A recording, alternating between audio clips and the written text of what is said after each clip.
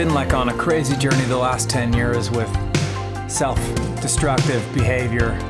And for better or for worse, I went from the guy that you would never call. Like, you would never call me to get advice, or if you had a problem and you need somebody to show up for you. I just wasn't that call. Like, I was in my own space, in my own greed, in my own kind of self-destructive patterns. And,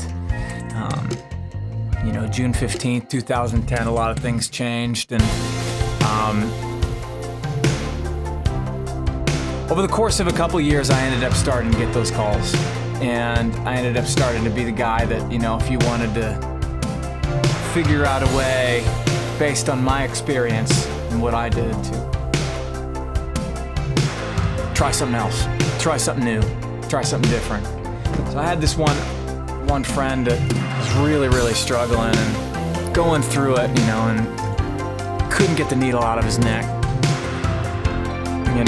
and he's in Colorado, Texas, whatever, with some girl, and calls me and says, man, can I move in with you?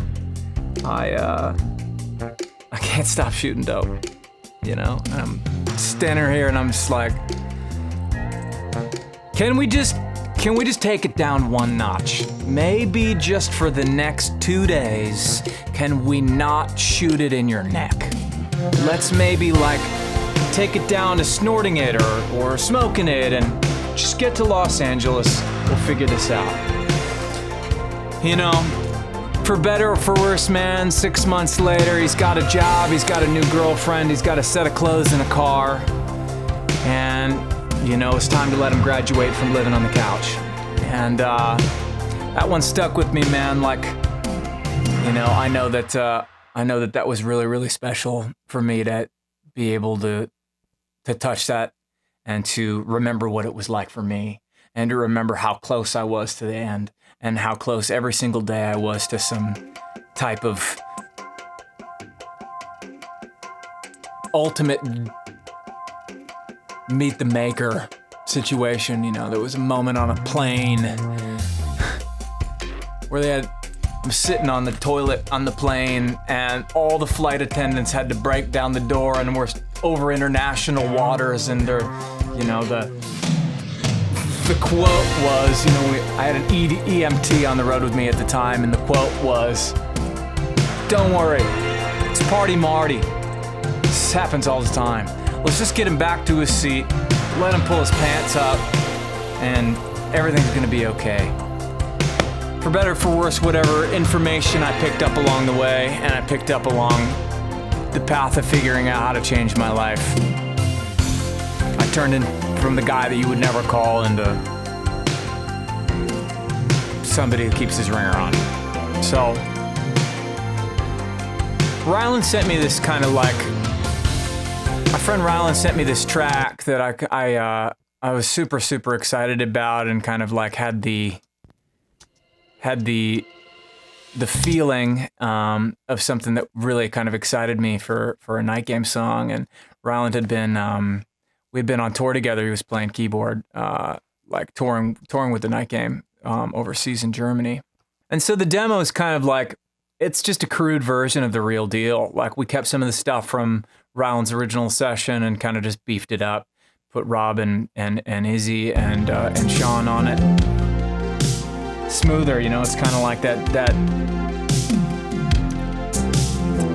got a little less attack, but boy, the heart's there, and I remember I was sitting in front of Hollywood Boulders, the rock gym, about to blow off some steam and climb up some walls, like the adult jungle gym, and I'm listening to this original demo, and I sat there and just wrote all the lyrics in one shot, just in my car.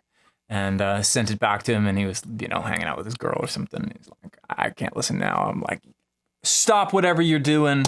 And I recorded it on my voice memo app over his track, and it was kind of off to it. So we kept it pretty simple. We got like, it's like the snap clap. And everything's kind of based around this swing here, this groove here. And then it all comes in, and then the live drums kind of sit in that pocket and play kind of off that. We set up some big rototoms in the room, and we were able to kind of do that. And then there was like no rules, so it's like, all right, let's go fretless. And Sean smiles, pulls out the thing he hasn't pulled out since 10 years ago, and kind of matched it with the 808. And pretty simple layers of kind of like this sprang guitar that doubles out with the pads, and they sort of sit. That's from the original demo. And the pad kind of sounds like an ooh, and then I do double that.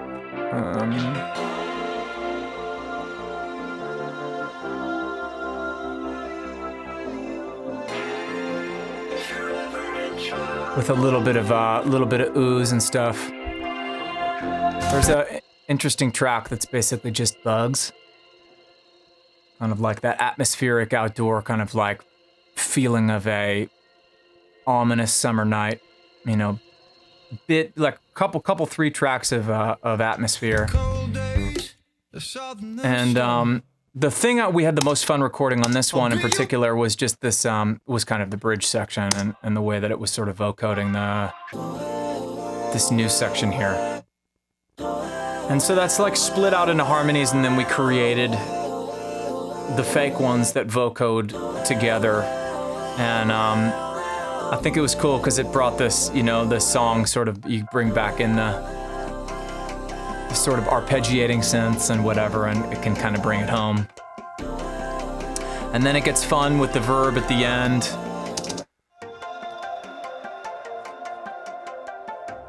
I think the whole thing feels like, specifically with the percussion and the way that the arpeggiator works, is the whole thing feels like decisions.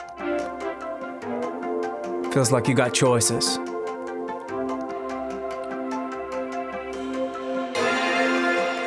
And it says shifting time.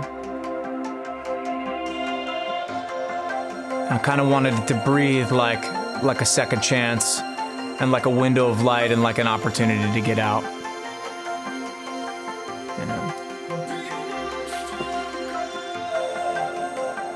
He's all right for now. Just for today, I guess.